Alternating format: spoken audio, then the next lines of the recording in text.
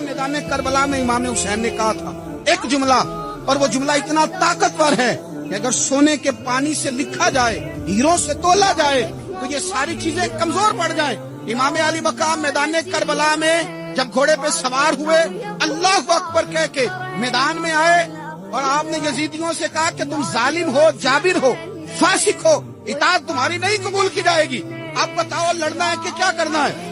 जब वो लड़ने के लिए मैदान में आए तो इमाम ने एक जुमला कहा, फरमाने लगे, लोगों गवाह रहना, आज मैंने इज्जतें खरीद ली हैं और जिल्लतें दूर कर दी।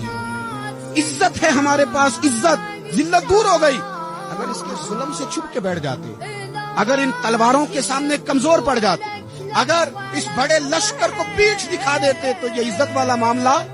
लोगों हमने इज्जतों का सौदा किया, हमने जिल्लतें भगा दी, हमने वही सौदा किया जो हमारे अजदाद का तरीका था, जो हमारे असलाफ का तरीका था, जो तरीका हमने अली उल मुर्तदा से सीखा था और नबी मुस्तफा से सीखा था।